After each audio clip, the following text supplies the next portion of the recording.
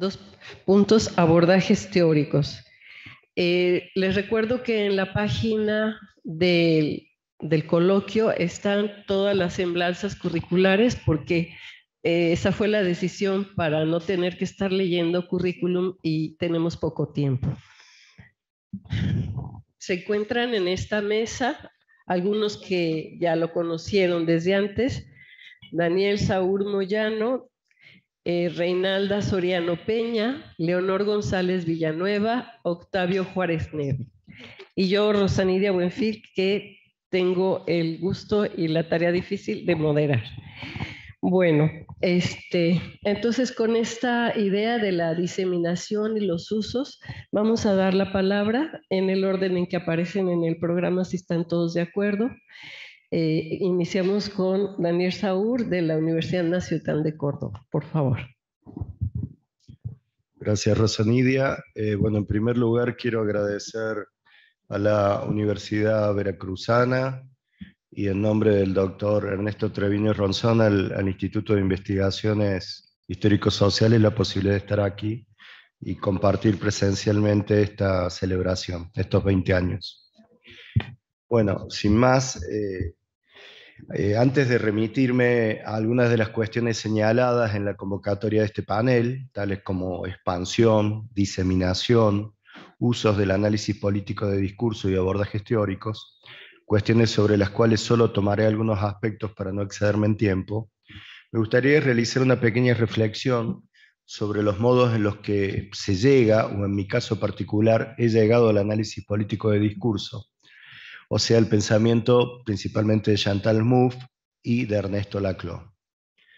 Con el tiempo he llegado a pensar que uno, como profesor y como investigador, no se hace laclausiano, sino que uno se descubre laclausiano. En mi caso particular, la licenciatura en comunicación social que cursé en Córdoba, Argentina, mi formación de grado, me puso en contacto desde muy temprano con la crítica de la economía política, es decir, con el pensamiento marxista. Como tantos y tantas otras, Marx me sedujo por muchos motivos, pero no alcanzaba. El pensador alemán sigue teniendo una enorme relevancia por su legado. Sin duda, por el modo en el que entendió la filosofía, indisociable de la praxis y la acción política. Pensar, sí, pero para cambiar el mundo. También por la vigencia que sigue teniendo la teoría del valor, como modo de comprender la forma en que se genera la riqueza, el modo en que circula, se acumula y se concentra en la modernidad, en sociedades capitalistas crecientemente desiguales. Aportes valiosísimos, sin duda, pero no alcanzaba. Hay que decir que Marx nunca tuvo una concepción de lo ideológico, de lo cultural y de lo político suficientemente comprensiva. De algún modo, la experiencia y el estudio del pasado nos decía que la historia no era lineal. Si tomamos distancia del mito del progreso, no podemos afirmar que en la historia haya logros o conquistas sociales irreversibles. Las amenazas neofascistas que se ciernen en el tiempo presente en muchos de nuestros países son prueba de ello. Aunque de modo siempre singular y nunca exactamente igual, se pueden revivir viejas tragedias. Nietzsche ya lo había vislumbrado y Freud nos había advertido sobre la pulsión de muerte y lo que no se elabora retorna. Y parece ser, en la actualidad, se viene a mostrar que incluso aquello que es altamente elaborado también tiene chances de retornar. Contrariando Hegel y Marx, es necesario reflexionar sobre el complejo trabajo que la repetición produce al interior de la historia. También hemos podido verificar que, lejos de una simplificación global, el desarrollo de las fuerzas productivas genera homogeneización, es cierto, pero en simultáneo y en un movimiento dual y ambivalente, siempre está acompañada de fragmentación, aumento de la heterogeneidad y una complejización social creciente. Por eso, muchos de nosotros y nosotras nos identificamos con Marx, pero no era suficiente. Ahí apareció el pensamiento de Laclau y Mouffe, dando forma y organizando conceptualmente las ligeras intuiciones que muchos teníamos. Pero, ¿dónde se juegan esas virtudes que, basadas en la tradición marxista y sin olvidar su gran legado, por vía de Althusser, Gramsci y muchos otros, permitió dar ese salto que estábamos esperando? Aquí aparece la conexión de este raconto con la convocatoria de este panel, que articula la expansión, la diseminación y los abordajes teóricos relacionados al análisis político de discurso, pero no con la investigación educativa en particular, sino como forma de pensar y producir conocimiento, como horizonte de reflexión. Me refiero a un espacio, una apertura, una frontera que siempre se desplaza, donde la investigación educativa en análisis político de discurso promovida en México y Latinoamérica por Rosa Nydia Buenfil ha sido y es muy relevante. El título de este panel tienta a arriesgar con la secuencia y conexión de los términos. Si realizo una reversión de los significantes en juego, podría decir que este panel convoca abordajes teóricos a partir de la expansión y la diseminación. Si el horizonte del análisis político de discurso es potente, me gusta pensar, es fundamentalmente por dos cuestiones. En primer lugar, por el modo en que articula y conjuga en una armonía siempre tensa recursos teóricos heterogéneos. Y en segundo lugar, porque ese ensamblaje tiene una estabilidad precaria, no está ocluido, es abierto, goza de libertad. La concepción de discurso, el lugar de lo político y la arquitectura de lo hegemónico tienen la suficiente coherencia interna, pero también, con un equilibrio delicado, tienen sobrada apertura para conservar la potencia creativa e intelectiva. Este horizonte, a la vez que preserva el espacio epistemológico, habilita nuevas articulaciones, nuevos ensayos, nuevos desafíos.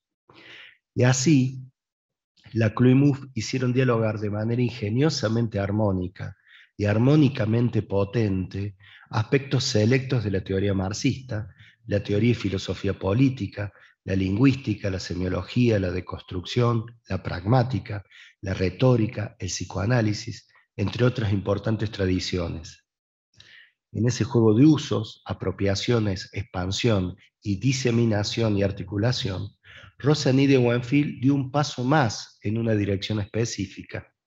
Hizo dialogar este conjunto de recursos con un campo que, en Latinoamérica, a fines de los 80 y primeros 90, necesitaba revitalizarse. Me refiero a las ciencias de la educación y la pedagogía. De nuevo aquí, una apropiación, el de Rosa Nydia, y uso que posibilitó una expansión y diseminación, habilitando la creación de algo distinto. Me pregunto si existe otra forma de fecundidad que no surja de la valentía por probar algo nuevo, sin garantías, apropiarse genuinamente de algo, de un legado, de una tradición, para llevarlo y emplazarlo en otro sitio, haciéndolo hablar en un territorio ajeno y poniéndolo en un diálogo arriesgado, pero coherente con otros lenguajes. Ahí se juega la afortunada osadía de Rosa Nydia, que hace más de 3 décadas inició un camino al que muchas personas nos hemos sumado y con el cual nos sentimos identificados.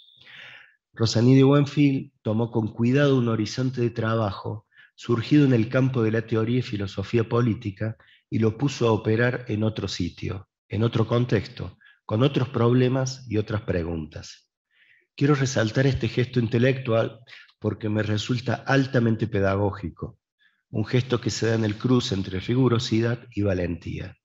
Atreverse a probar articulaciones y recursos cognoscitivos generados con otros fines y ponerlos a trabajar en las preocupaciones propias. Resultado de este gesto y de la sumatoria de muchas otras voluntades y talentos es que hoy festejamos los 20 años del PAPDI. 2 décadas en las que con mayores o menores aciertos se ha procurado dar continuidad y profundizar un camino de diálogo epistemológico y experimentación en torno a la problemática educativa.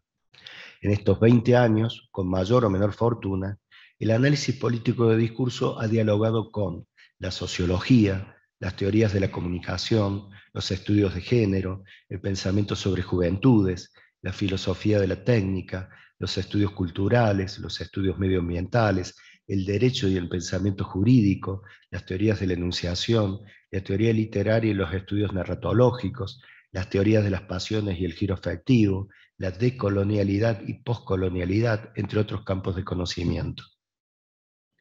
Sobre este terreno fértil, sobre el diálogo con estos legados, se han abordado infinidad de temas relevantes para lo educativo.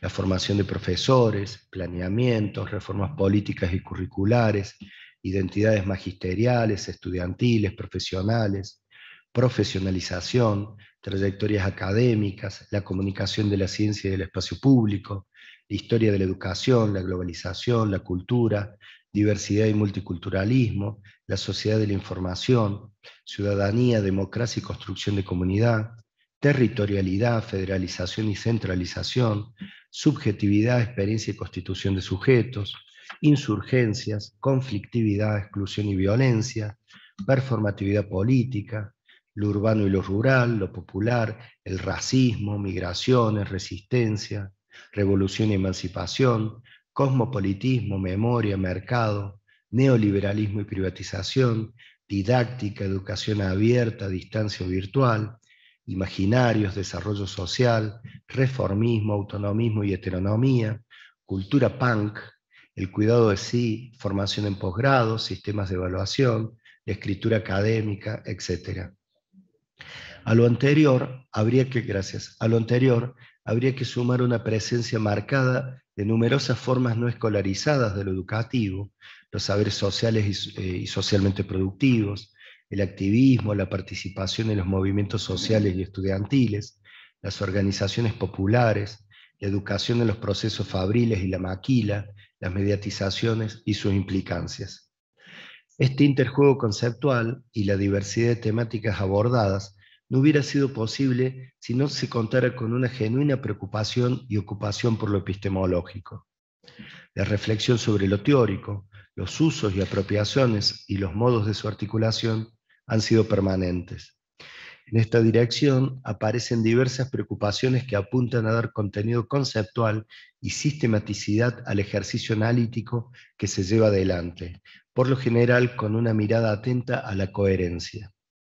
Ahí aparece como foco de la reflexión un metajuego que procura acercar recursos y alimentar la caja de juguetes teóricos.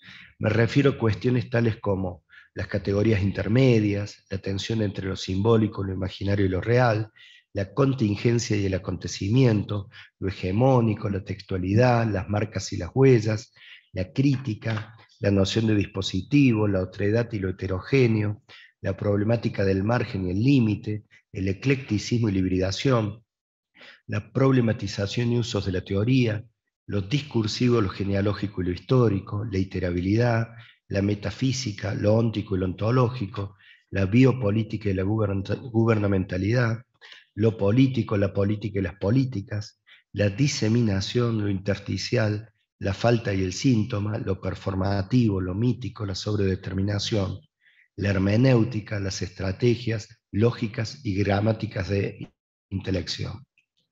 Si el análisis político de discurso tiene futuro y porvenir en el campo de la investigación educativa, creo, será en la medida en que siga experimentando y jugando en el fleje, en el límite, con la incertidumbre y riesgo que conlleva circular por los umbrales. Tal vez, en esa travesía, surja algo radicalmente nuevo y más potente. La CLUIMUF se animaron, dieron un paso fundamental. Eso no implica negar ni destituir a Marx, todo lo contrario, significó llevarlo más allá de sí mismo. Tal vez este sea el mejor tributo que se le puede ofrecer a un legado y a un conjunto de maestros. Gracias.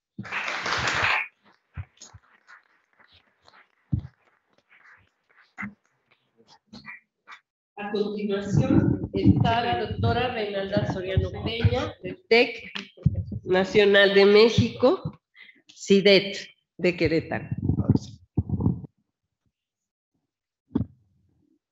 Buen día a todos. Agradezco todo el trabajo desarrollado por los coordinadores de este coloquio de suma importancia, de manera importante. Ernesto, muchas gracias por recibirnos en tu casa. Y en primer lugar quiero señalar que, bueno, voy a hablar en primera persona de mi acercamiento al análisis político de discurso, porque es desde ahí donde creo condiciones para acercarme a la perspectiva. Quiero señalar que en 1986, recientemente titulada en la licenciatura en Pedagogía en la FES Aragón de la UNAM, tuve la gran oportunidad de apoyar en una investigación educativa que fue coordinada por María Teresa Bravo Mercado y que fue asesorada por Edgar González Gaudiano, que era pionero, que es pionero actualmente de la educación ambiental en México. Y entonces me incorporé al Centro de Estudios de la Universidad. Fue un privilegio porque me permitió pues estar en un lugar con investigadores a los cuales yo había leído en mi formación, pero no es lo mismo leerlos, y a veces en fotocopias, que aprender de ellos de manera directa. Y es así cuando llego al hoy ISUE, en donde en esta investigación se revisa, se investiga cómo se había incorporado la educación ambiental en instituciones de educación media superior. Posteriormente, durante mi estancia en 1990, asistí al seminario introductorio de análisis político de discurso, impartido por Rosanidia Buenfil Burgos, y que que estaba dirigido para todos los integrantes del proyecto Currículum y Siglo XXI, que era coordinada ni más ni menos por Alicia de Alba Ceballos, aquí presente. Y esto fue una gran oportunidad para mí, porque había que también aprender de estos investigadores, y ahí estábamos estudiantes de licenciatura, de posgrado y becarios, entre ellos pues, nada más ni nada menos que Ana Laura Gallardo. Vamos, era una lista larga y no continúo porque se me van mis 15 minutos. Y tanto Edgar como Alicia pues contaban con formación en el APD, pero para nosotros pues bueno, o al menos para mí, era algo así como que distinto, y tenía el antecedente de haber estudiado en el CCH Oriente, donde el marxismo era pionero, y no ser marxista, pues como formaba parte de la identidad de estudiar en el CCH de la UNAM. Y ahí fue en este proyecto donde tuve mi primer acercamiento. Pero posteriormente, a instancias de Alicia, que me decía, estudia el doctorado. Y claro, me entró el pánico porque yo decía, tengo que preparar un buen proyecto de investigación doctoral. Yo le decía, Alicia, no estoy preparada. Y ella me decía, no, tú sí puedes, adelante, adelante. Pues ingresé al doctorado. Con todas las vicisitudes en su momento, es que inicié en la Facultad de Filosofía y Letras de la UNAM, y participé en seminarios del análisis político de discurso que impartía Rosanidia Buenfil, y ahí fue donde fue el reto principal y donde conocí a Daniel Saúl y a otros muchos colegas. Fue en este programa, que estaba dirigido no solamente para estudiantes de la maestría, sino también del doctorado en pedagogía de la UNAM, donde pues amplié, tuve un poquito más de acercamiento y de reto. Era constante para mí en esta situación de cómo me movía en este momento de búsqueda de certezas, porque yo todavía ahí me resistía y siempre me preguntaba, ¿qué es y no es el APD? Porque era así mi pregunta constante, ¿no? Y ya en uno de los seminarios de Rosanidia, que leímos a Thorfinn, que tiene un título muy, muy interesante, su trabajo sobre un repaso al análisis político de discurso, en donde él mencionaba que, pues ya lo dijeron otros colegas, que la APD pues no es un método, tampoco una teoría, sino una analítica, y que ante todo es una forma de investigación y que donde se van recuperando distintas aportaciones teóricas, posicionamientos ontológicos y epistémicos, lógicas de razonamiento específicas, que había así técnicas, pero siempre en pensar en la construcción también desde diferentes dispositivos analíticos e interpretativos. Y darme la tarea de hacer esquemas y muchos esquemas para poderme clarificar. De ahí, bueno, fue para mí muy importante acercarme al APD, pero entenderlo a mi manera. Y mi manera era, pues, considerarlo como un horizonte teórico. Para mí era esto, una perspectiva, sí, una analítica, pero que me exigía, pues, este reto de pensar de otra manera. Sí, desde el marxismo, pero desde otra manera. No era ya el San Marx, ni estos conceptos rígidos donde la lógica económica y como de última instancia era lo que estaba presente para el análisis de la realidad social. Fue para mí bueno acercarme al APD, decir que el día de hoy ya me queda todo claro, pues no, la verdad es que no. Tan así que por eso continúa mi proceso de formación en el análisis político de discurso y continúo hoy a la fecha en el PABDI, ¿sí? Fue algo muy interesante y bueno, sí sugiero que esta lectura del libro más reciente de Rosa Nidia, que se titula Ernesto Laclau y la investigación educativa en Latinoamérica, implicaciones y apropiaciones del análisis político de discurso, en donde ella se pregunta, ¿cómo operar una perspectiva analítica? Decía yo, ay, ¿cómo no lo escribió eso cuando estaba yo con el doctorado? Pero bueno, finalmente entiendo que son procesos. Dice ella, ¿cómo resignificar un pensamiento? O sea, no es nada sencillo hacer esto, ¿no? Porque ella dice, es que esto va más allá de un recaudo metodológico, toda vez que implica adentrarse a un procedimiento cognitivo multidisciplinar y desde ese lugar reelaborar la propia lectura. Dije, no, pues sí, ahora a la distancia, y de hecho intuitivamente lo comencé como a ejercitar, o sea, yo lo entendía de esa manera de no pensar con la misma lógica de ese marxismo del que yo aprendí. Entonces, para mí, pues bueno, me asustaba tanta flexibilidad, porque había que ver toda una serie de teorías y demás, de ver, decir yo, bueno, pero ¿hasta dónde? Y hasta dónde que me permita problematizar y construir posicionamientos, no solo desde el APD, sino también desde otras perspectivas teóricas, porque como pedagoga, pues a veces no era de manera directa. Claro, los trabajos con Rosa Nidia, yo creo que este puente, esta aportación y construcción para lo educativo, pues claro que fue para mí relevante para poder hacer mis propias lecturas.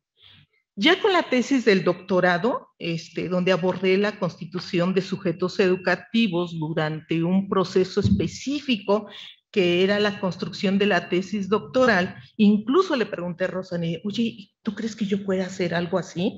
Y porque fue a partir de la interpelación de una lectura que ella nos proporcionó un texto sobre Derrida, los tiempos de una tesis.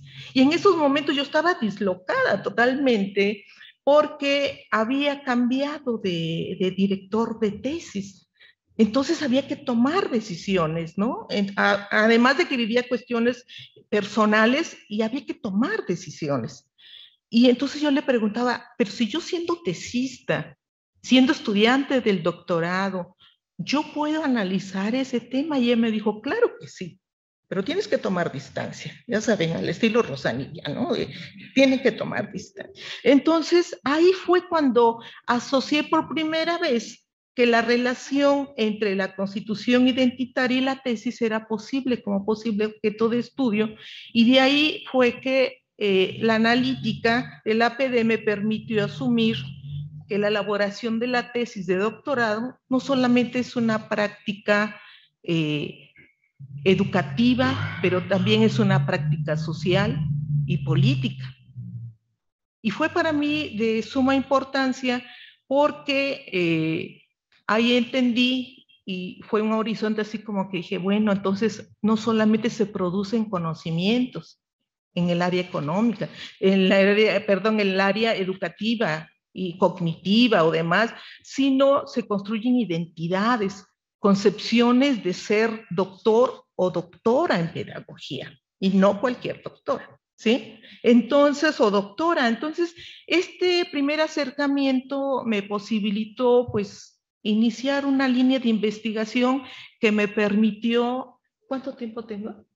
5, gracias, que me permitió participar en un concurso de oposición, sueño anhelado, porque ahí encontré la beta rica de la investigación educativa. Y esto me permitió pues participar en ese concurso de oposición e incorporarme al Tecnológico Nacional de México, al Centro Interdisciplinario de Investigación y Docencia en Educación Técnica, donde esperaban que aportara al tema y que en un lugar muy compenetrado a la formación de ingenieros, donde pensar la palabra ingeniero es hablar de un trabajo solamente técnico. Y entonces llegar desde otra mirada, desde otro posicionamiento, pues bueno, ya llegué con un poquito como más armada para poder decir, bueno, sí es importante esto, pero hay que darle un giro, ¿no? Hoy a la fecha, bueno, aquí está mi colega Magda, pues estamos desde ese entonces, porque ella también está trabajando allá, ya tengo la capacidad de interlocución y de formar por ahí un grupo de colegas con los cuales estamos trabajando algunos temas en relación con la formación de ingenieros y bueno, empezar a ver pues la emergencia y la procedencia del Tecnológico Nacional de México. Y aquí Ernesto, oye, es que hay que meterle otra la mirada, ¿no? Entonces, por fortuna también Ernesto trabajó allá, estuvo un tiempo muy corto y afortunadamente se vino aquí a desarrollar muchos temas muy relevantes. Y actualmente, pues bueno, con Magda se conformó un cuerpo académico sobre formación de ingenieros desde esta mirada de la APD. Actualmente estamos revisando esta disputa conceptual de la educación ambiental, una disputa política, porque estamos ahí, pero sí, luchando con todas las lógicas que hay en la institución. No nos ha sido fácil, o al menos así yo lo he vivido, pero estamos en la lucha. Y desde ahí, pues estamos planteando, y creo que ya se me acabó el tiempo, pero les agradezco mucho la invitación y ante todo, pues estar aquí, que son toda una familia, los que están aquí como los que están allá. ¿Sí? Y a los que vamos a escuchar. Muchas gracias.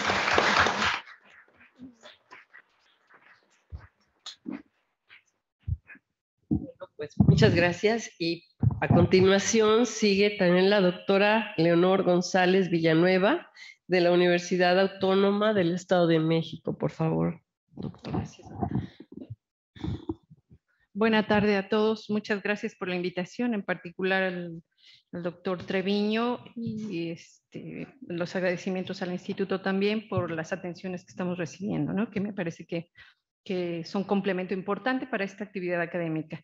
Bueno, las reflexiones que traigo en este momento son en torno a los abordajes teóricos y parto de un cuestionamiento sobre cuál es el propósito del esfuerzo intelectual.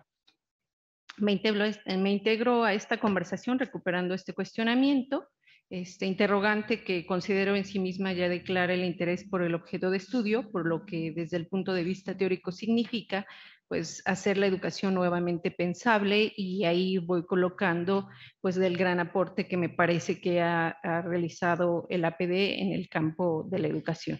Planteo dos líneas para la reflexión. En la primera pues describo la producción sobre las acciones educativas y articulaciones entre el APD y otras miradas en el campo de la investigación educativa, y en la segunda realizo una reflexión en torno a los retos del esfuerzo intelectual.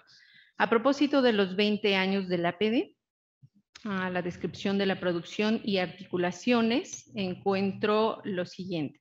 Entre la diversidad de publicaciones derivadas de las investigaciones en el campo de la educación desde la perspectiva del APD, se encuentran tesis, artículos científicos, capítulos de libro y libros, y solo para ilustrar, ¿no?, la expansión, la diseminación y uso del APD, que fue uno de los cuestionamientos que se nos formularon, retomo y actualizo los análisis realizados por López en 2000 y por Buenfil en 2018. Se observa una diversidad de intereses, espacios y prácticas educativas en que puede estudiarse lo educativo. Entre las de mayor presencia se encuentra la constitución de sujetos a través del estudio de las identidades y procesos de identificación de profesionales, profesores, normalistas, estudiantes, jóvenes, adultos, mujeres, indígenas y campesinos, entre otros. Otra línea muy productiva, muy fructífera es política pública y políticas educativas para docentes, estudiantes, población indígena, entre otras, que van desde la genealogía, su elaboración, circulación, apropiaciones y diseminación de estas políticas.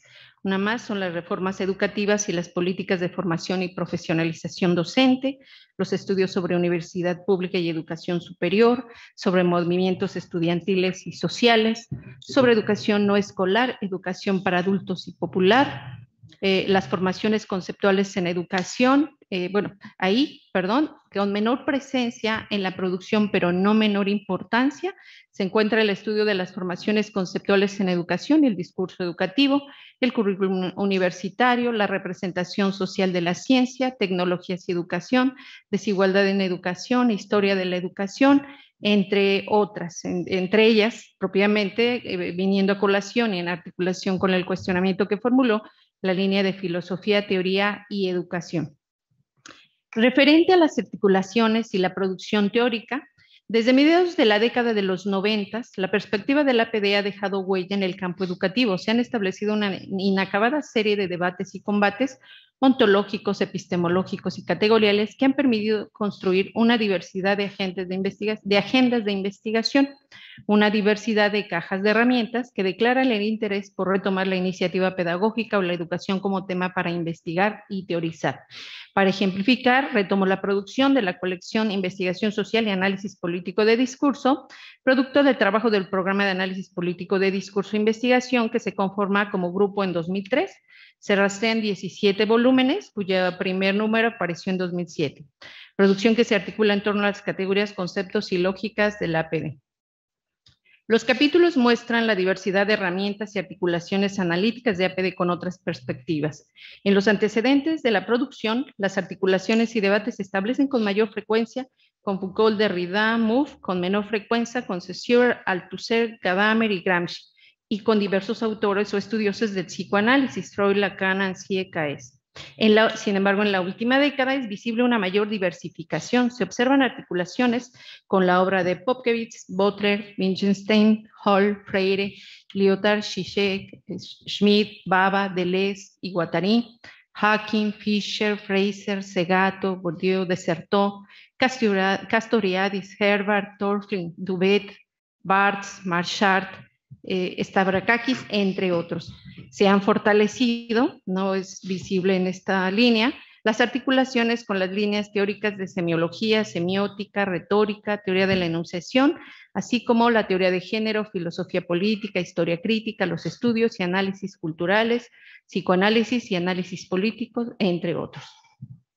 Los diálogos en el campo de la pedagogía o de la educación se establecen con Gómez, Smelkes, Puigros, Remedi, Orozco, Ornella, Sansaldúa, Jiménez, Rojas, Glassman, Zarzar, Hickman, Candela, Ferreiro, Maldonado, Latapí, Maggi y Weiss, entre otros. Según podemos observar en la revisión de la producción, entre las articulaciones, los debates y combates más recurrentes, se encuentran los construidos con el pensamiento moderno y postfundacional. La pregunta es, ¿por qué el diálogo con el pensamiento moderno y postfundacional? Entre las posibles respuestas que ya se han ofrecido al respecto, se encuentra la formulada por Hickman, quien destaca que uno de los hilos que han anudado los itinerarios de los investigadores que emplean herramientas del APD es el cuestionamiento al carácter inmutable tanto del ser como de la realidad misma, sosteniendo que toda objetividad, sea material o conceptual, es socialmente construida, lo que les permite hablar sin mayor discrepancia lógica del carácter discursivo de lo social. Esto los ha llevado a alejarse de aquella postura que se confiere un carácter esencialista y determinista a lo social y a sus sujetos. A través de un arduo trabajo constructivo, se han situado en una forma de trabajo, como ya lo ha dicho Derrida, pensar en el límite o pensando en el límite, o como lo ha citado Hall, a someter a borradura los conceptos clave. Esto es, tratarlos de pensar no en su forma originaria, sino sometiéndolos a un trabajo de destotalización y de construcción de sus paradigmas originarios. Perspectivas conceptuales y analíticas en las ciencias sociales y humanidades que demandan un arduo trabajo constructivo de los conceptos clave, desmontarlos de su forma originaria, someterlos a un trabajo de destotalización y de construcción de sus paradigmas originarios. Articulaciones y analíticas o relaciones conceptuales que se convierten en recursos de intelección, cajas de herramientas, agendas de investigación que tienden puentes entre la teoría y el referente empírico, como lo destacaría Buenfield.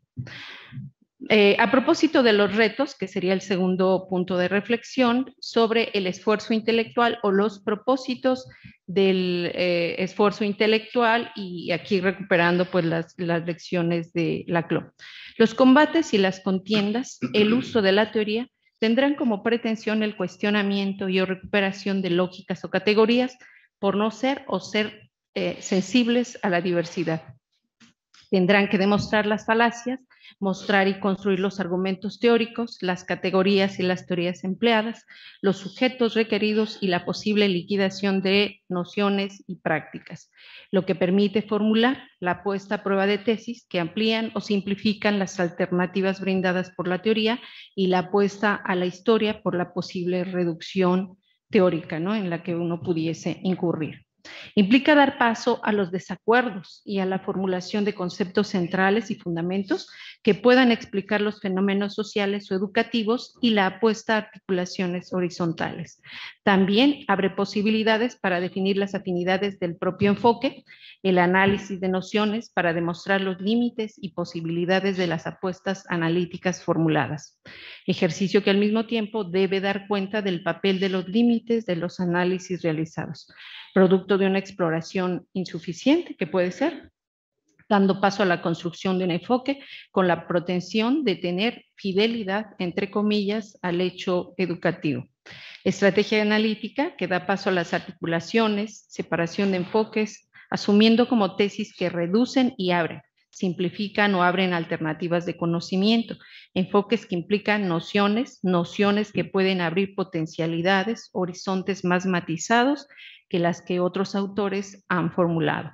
Seguir esta estrategia implica apostar y comprometerse con la tarea de resignificar las categorías, dar paso a formas más complejas de articulación que reintroduzcan la conexión y resulten esenciales para estudio de los objetos, en este caso de lo educativo.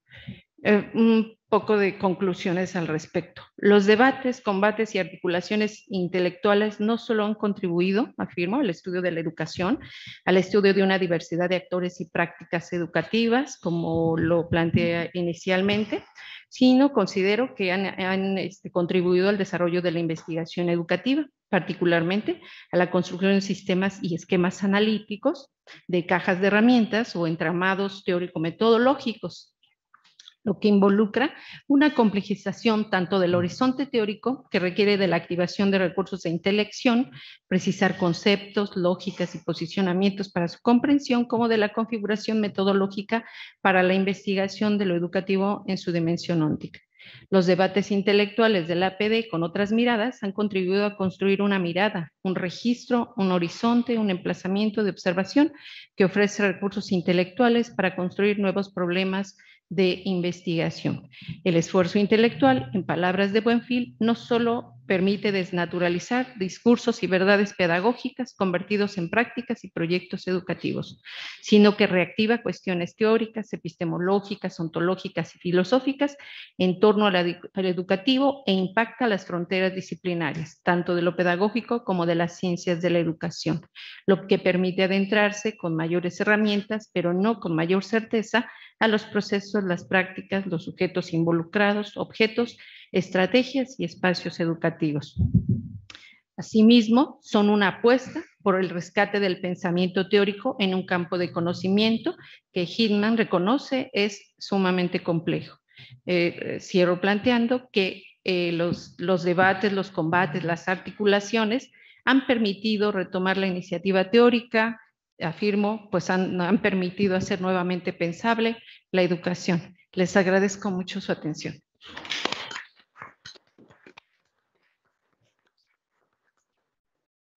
Muchas gracias, Leonor.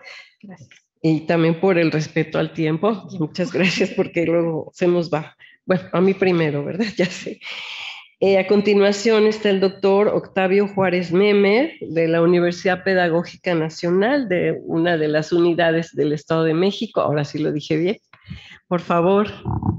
Bueno, primero agradecer a Ernesto y al Instituto por hacer nuevamente esta exposición más generosa, por albergar nuevamente los trabajos del PAPTE, ¿no? Bueno, mi participación básicamente se va a enfocar en la circulación de las lógicas del análisis político de discurso laclausiano, del análisis político al estudio de políticas educativas, ¿no?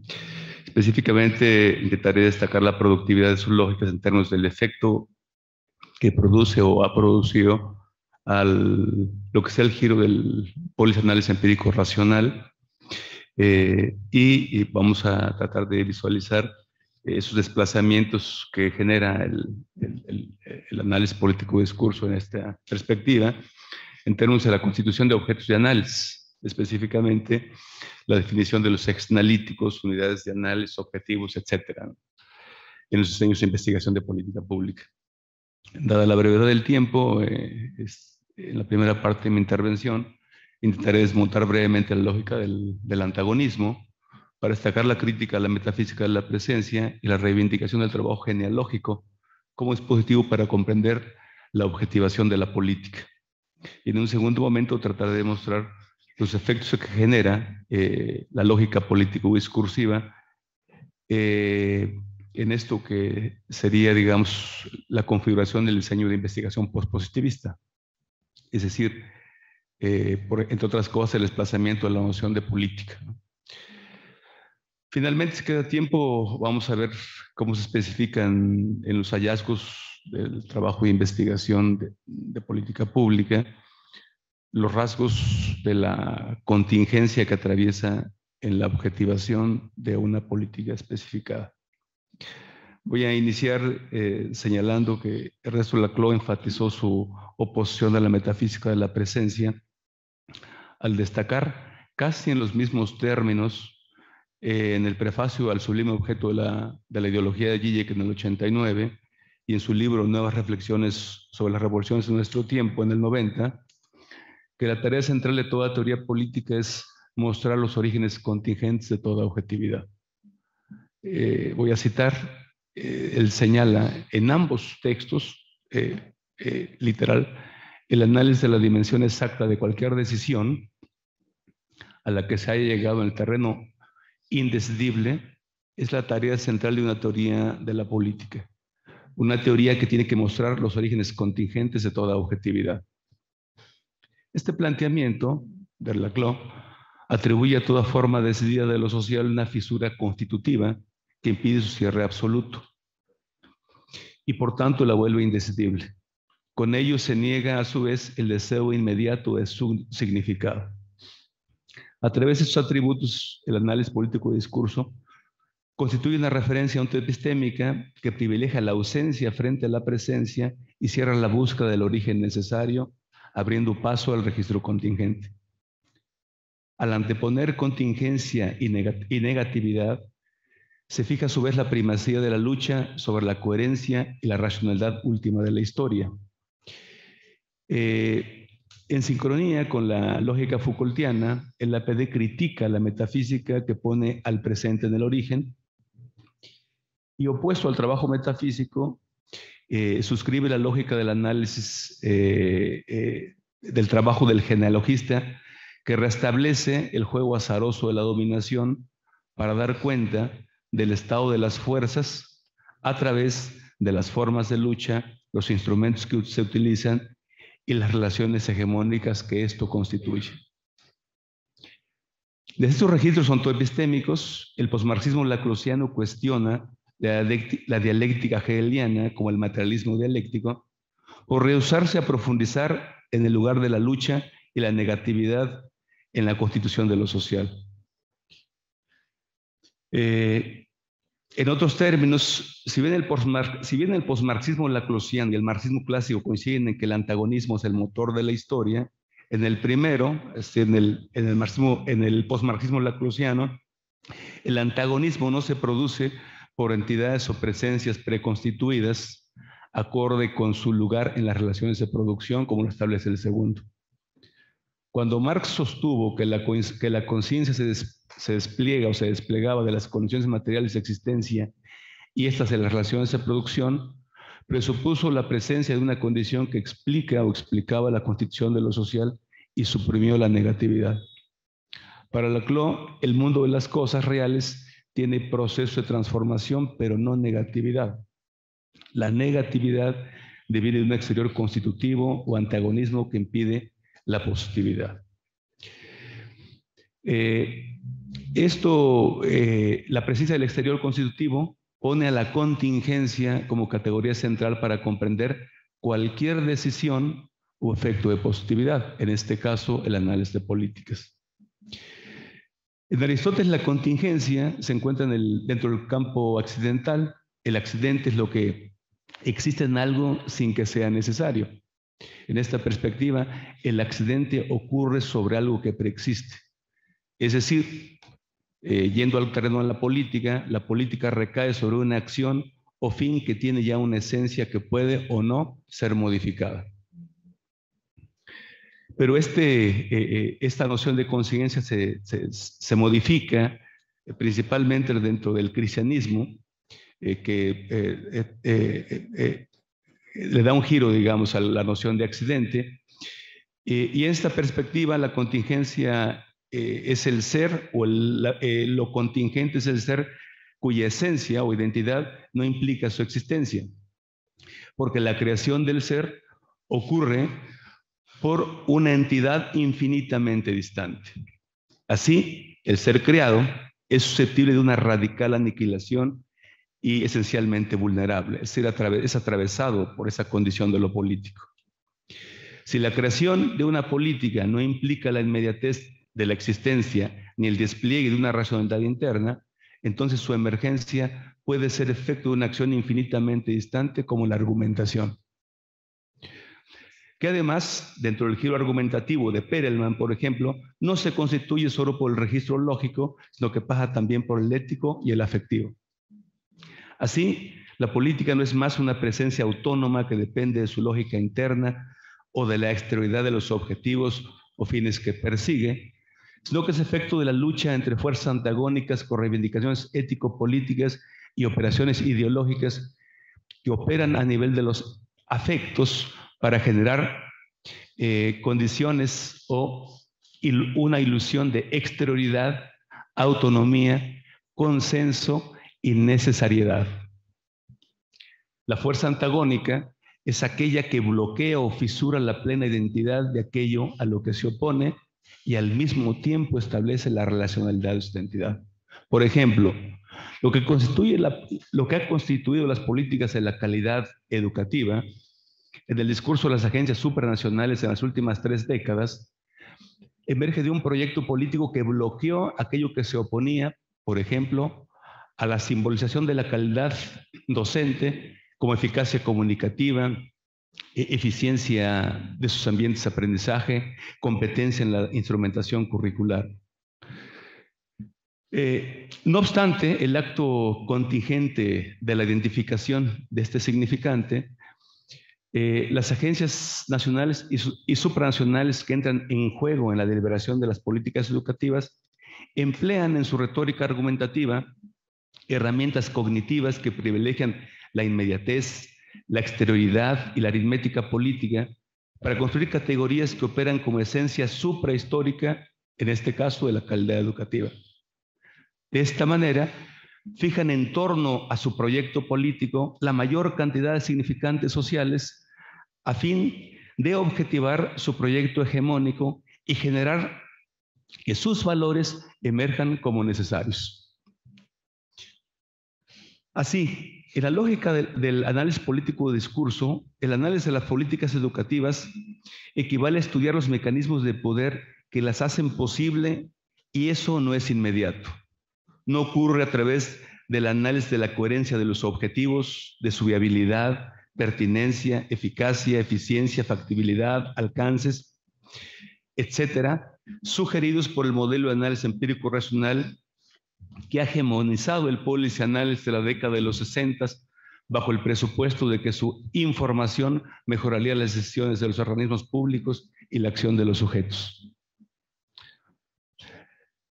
Bajo el presupuesto de este modelo, las referencias que posibilitan, las referencias primordiales para el análisis apuntan algunas veces a la coherencia, pertinencia y relevancia de los problemas, objetivos y estrategias para intervenir, en este caso la calidad educativa, y otras veces estudian la disposición de medios, recursos y normas, así como el logro de los objetivos para determinar la eficacia, la eficiencia y la efectividad de la política. El modelo empírico racional, centrado en la inmediatez de la razón o la realidad, limita su observación sobre resultados empíricos, reales o hipotéticos de los cursos de acción. Sus herramientas metodológicas derivan primordialmente del análisis costo-beneficio para medir la eficacia, la eficiencia y la efectividad. Bueno, a diferencia de este modelo, el análisis de políticas postfundacional, constituido a través de categorías derivadas del postpositivismo de Fischer o del giro retórico de Perelman y el análisis político de discurso de Ernesto Laclau, asume a la política como una construcción del lenguaje y producto de la argumentación. Entonces, si la política es producto de la argumentación, no es la pertinencia de los objetivos de la política o la eficacia de su instrumentación, es decir, la evidencia empírica en sí misma, su objeto de conocimiento.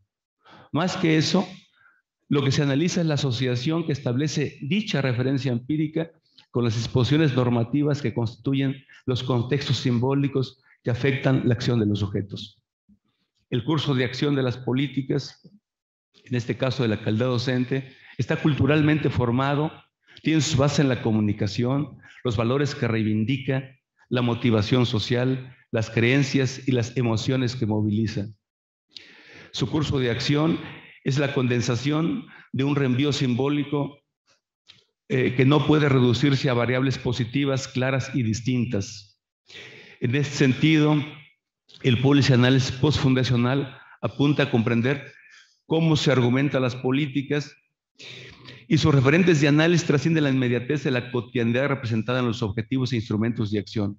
En su lugar, recurre a conceptos, valores, directrices, prácticas, ilusiones y afectos que estructuran la argumentación y propicia la emergencia de los rasgos y las propiedades de las políticas en el ámbito que se interviene. En suma, el giro del análisis postfundacional trasciende la inmediatez de los objetivos, los instrumentos y los indicadores de eficacia y de fracaso en sí mismos. Se centra en las palabras, argumentos, las reivindicaciones ético-políticas y las legitimaciones culturales desde donde se definieron los problemas, los objetivos y los instrumentos de la misma. La retórica argumentativa de la política genera una identidad simbólica del objeto que constituye, pero no es el conocimiento, las reglas, lo que adhiere a los destinatarios a la tez de la política. Son más bien los elementos ético-políticos que configuran la ilusión de completud, los que estructuran las prácticas de los sujetos.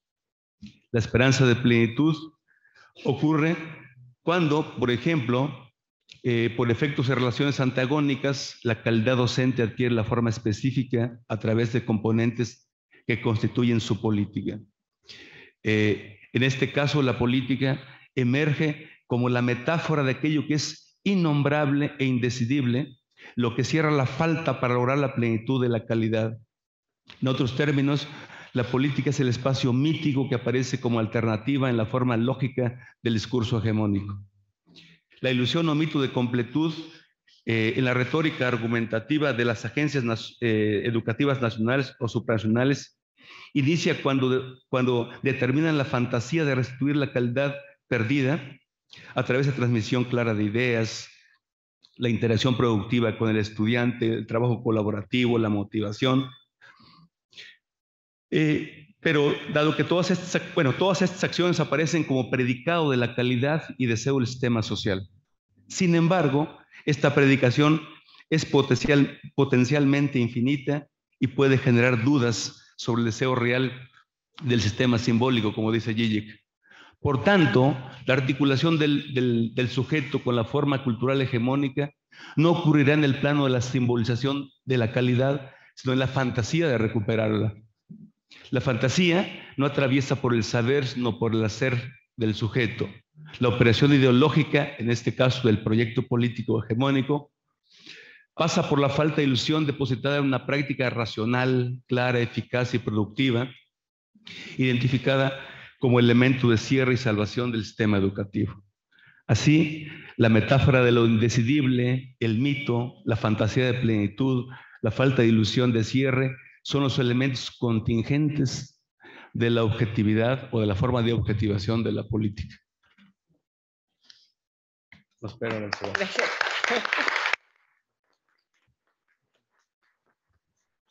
Quiero aprovechar, es que este era un conversatorio y todos, quizá porque no fui suficientemente clara, hicimos ponencias como si fuera panel. Entonces, quedan algunos minutos para una reflexión en torno, una de cada quien, ¿no? En torno a alguno de los temas que hayan comentado los demás o en torno a cerrar algo que dejaron afuera, ¿no? Algo que no pudieron porque les estuve apresurando. Y es que el conversatorio tiene una estrategia diferente y ahí sí fui yo la culpable. Entonces tienen unos minutos más, si quieren, y creo que... Me río, ¿verdad? Yo se me secó la boca. Ahí hay agua. Ahí hay agua. No sé si alguien quiere empezar o seguimos en el mismo orden.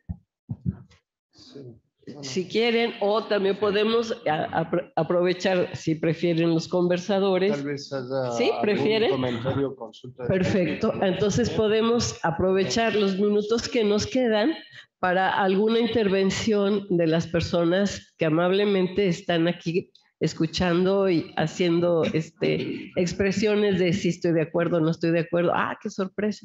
¿Alguien quiere alzar la mano? No alcanzó a ver. Por favor, dime si... ¿No? ¿Nadie? Bueno. Ha sido suficientemente elocuente el panel. Ah, sí. ¿Seguro?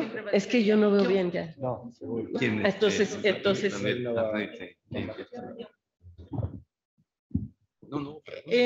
Bueno, yo quiero aprovechar y agradezco la gentileza de este tiempo, solamente porque me quedé así como que con el dejo de decir cómo ha sido para mí todo este reto de apropiación de la perspectiva, de la analítica, del análisis político de discurso en términos de mi formación y de mi práctica en la investigación educativa. Y esto porque ha sido algo que me interpela con este libro reciente de Rosa Nidia, donde plantea que, bueno, la investigación educativa es una posibilidad para la construcción de conocimientos, pero siempre es tener presente que esto no es para justificar nuestras convicciones políticas, morales, éticas o estéticas. Y para mí, así como que esto me interpela y me interpela mucho. Por eso siento estas cuestiones de compromiso político para el desarrollo de la investigación educativa, y esto de lo que he aprendido, ¿no?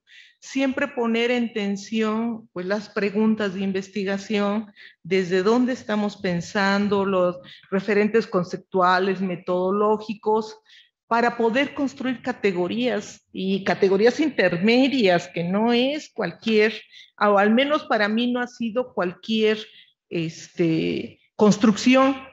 Y esto, bueno, para mí sí es importante señalarlo, porque en el caso de los tesistas, a mí me llegaba fuerte sus planteamientos, porque yo pensé que en los hallazgos de la investigación doctoral me iba a encontrar con sus problemáticas para la construcción del objeto, la problematización, cómo analizar su referente empírico, su corpus y demás, sino lo más que emergió y que me dislocó en su momento fue lo afectivo. Estas relaciones que establecían con su director o directora de tesis, con su comité tutor, que si los leían, no los leían, les ponían atención o no, o porque el director se asumía así como que no te salgas de esto que te estoy diciendo. Y esto me permitió incluso en su momento, porque ya en el seminario que hemos tenido, uno de los seminarios, o creo 2, le dedicamos al giro afectivo. ¿Sí? Entonces, esto lo quiero señalar porque al menos para mí ha sido toda la cuestión es de un reto, porque también esta relación que establezco con los otros y con las otras que están también en proceso de formación y de investigación, pues a mí también me llega. Sí, nada más quería comentar esto y bueno, adelante. Sí, adelante. No, tú eres el... Un comentario breve, pero mientras me escuchaba lo que había preparado y escuchaba acá a las colegas y al colega, pensaba en una frase de Tomás Abraham que siempre me interpeló mucho, filósofo nacido fuera de Argentina, pero que desarrolló su trabajo principalmente desde Argentina, discípulo de Foucault, que decía: en alguna oportunidad de la teoría hay que plantearle qué es lo que no nos ayuda a pensar, ¿no? Y en ese sentido, claro, estamos celebrando, esto es una celebración, es un festejo, 20 años de análisis político de discurso, y en ese sentido me parece que hay motivos más que suficientes como para poder poner sobre la mesa los logros y todo aquello que se ha conseguido gracias al análisis político de discurso, a personas pioneras como Laclau, como Mouffe, como Rosa Nidia en el campo educativo, Alicia, bueno, en fin, y tantas otras personas que se han sumado. Pero tal vez, y dejo acá la inquietud, el próximo coloquio podría ser titulado ¿qué es todo aquello que el análisis político de discurso no nos permite ver? ¿No? En el sentido de que pienso que la actividad intelectual tiene que ser una actividad no complaciente, pero no complaciente con aquello sobre lo cual se está investigando, pero tampoco puede ser autocomplaciente, ¿no? Y en ese sentido, bienvenido a la celebración, pero dejo planteada la inquietud en torno a, bueno, tal vez el desafío sea pensar todo aquello que el análisis político de discurso no nos permite ver, ¿no? Creo que Octavio tiene micrófono. Yo sí. Adelante, tú no. Y yo después. Leonor, por favor. Gracias. Sí, solamente algunos elementos que quedan por ahí para la reflexión. Si el encuentro es una posibilidad de mirar, ¿no?, el pasado, lo que se ha colocado como objetos de interés, como tareas para la reflexión, es intentar traer lo que se ha producido en el pasado para pensar lo presente, al mismo tiempo se cuela la posibilidad de el porvenir o el futuro, las posibles implicaciones, y me parece que esta apuesta desde la mirada de lo teórico deja muchas tareas, ¿no?, para seguir trabajando. Un poco pensar este reto en torno a definir las afinidades, si ha sido suficiente el trabajo que hasta ahora se ha venido realizando o han quedado en esfuerzos que de manera individual hemos ido construyendo nuestras agendas para abordar nuestros objetos de estudio, y ahí nos falta como dar un paso más para empezar para seguir teorizando y construir, ¿no?, categorías que nos puedan permitir dar cuenta de algunas problemáticas. Ya decía la doctora de Alba, esa categoría, ¿no?, que le ha traído de manera recurrente, ¿no?, pensando e intentando elaborarla para dar cuenta o atrapar algunas prácticas, ¿no?, en torno a la educación y la construcción de lo educativo. Entonces, ahí creo que podría, tomando también el reto que deja sobre la mesa Daniel, ¿no?, de hacia dónde vamos, el porvenir y la potencialidad. Por otra parte, sí, los esfuerzos que hemos realizado sí nos mostraron los límites y las posibilidades de nuestras lecturas en torno a nuestros objetos en particular y en torno a la perspectiva misma de investigación, nuestras cajas, ¿no?, nuestros esquemas analíticos, y en ese, entre comillas, de lo difícil que resulta intentar dar cuenta de la fidelidad del hecho educativo, de aquello en torno a lo cual estamos trabajando. Eso es lo que quisiera yo compartir con ustedes. Gracias. Bueno, es que, sí, aquí tengo un micrófono. Bueno, es que quería enfatizar dos cosas. Una es las diferentes aproximaciones ante una propuesta, una sugerencia, ¿no? Cómo cada quien la va abordando, y eso es una característica a veces buscada, a veces no buscada, y espontáneamente resulta así, ¿no? Buscada porque no queremos ser clones. Yo me acuerdo que esa era una crítica que teníamos en la Universidad de Essex, que éramos los clones de la CLO, es decir, que repetíamos. Los Laclonians, ¿no? Que repetíamos. Y aquí no sé si a Sebastián o a Miriam les tocó eso, pero en mi generación de la CLO sí nos tocaba, ¿no? Entonces es importante mostrar la diversidad de aproximaciones, de abordajes desde la experiencia personal, cómo se va llegando a, ¿sí? O el recuento de lo que se ha hecho, o bueno, más temprano en la mañana, un poco el estado de la cuestión en cuanto a cómo se está trabajando, y en ese sentido usos también, ¿no? O aquí el recuento, por ejemplo, de trabajos publicados, ¿sí? Bueno, de temas abordados. Todos ellos son válidos ante lo que se preguntaba, ¿no? Bueno, cuando Octavio va planteando todo un desarrollo a partir de una propuesta hegemónica, y luego qué es lo que no deja ver, cómo se cuestiona, hay todo un trabajo ahí, ¿no? En el cual también Popkewitz ha estado presente, desde luego, que es una articulación teórica. No me acuerdo quién, bueno, alguien en la mañana lo mencionó, no me acuerdo ahorita quién fue. Entonces, la diversidad me parece que es muy, muy importante en los trabajos de análisis político de discurso. Sí, se llama así porque es muy práctico tener una forma, una expresión para que sea reconocido, pero esa expresión no implica que todo el mundo lo haga igual, o que se pueda aplicar una fórmula a diferentes objetos, que esa era una crítica de un colega que ya falleció, entonces no voy a hablar mal de él. Eduardo Valls. Sí, Eduardo Páez. Sí que era otro. Entonces no voy a insistir, no voy a insistir en ello, ¿no? Pero decías que parecen amibas, todas son amibas. Una vez entró incluso, no a discutir directamente contigo, pero a mostrar un esquema donde él, este colega, ¿no? Mostraba que todos los que hacíamos análisis político de discurso hacíamos lo mismo, pero le cambiábamos el referente empírico.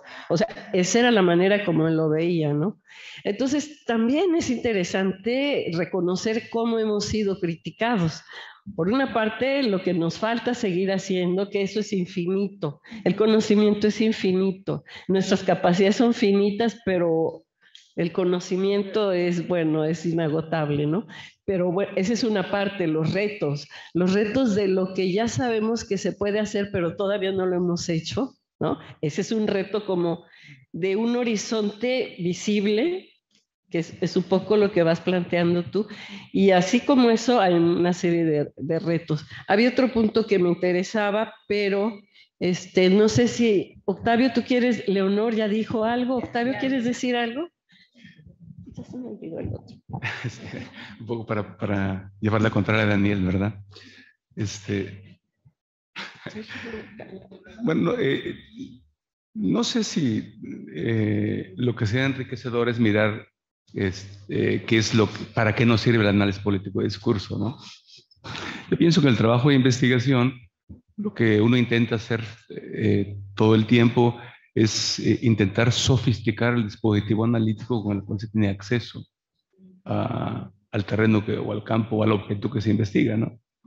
Entonces, aquí me parece ser que la parte, bueno, en este caso nosotros estamos a un terreno tan complejo y tan abstracto como lo educativo, intentamos dimensionarlo, intentamos especificarlo y en función de este trabajo de dimensionarlo y especificarlo, definir o elegir la estrategia metodológica y los instrumentos más adecuados para poder, digamos, comprenderlo, ¿no?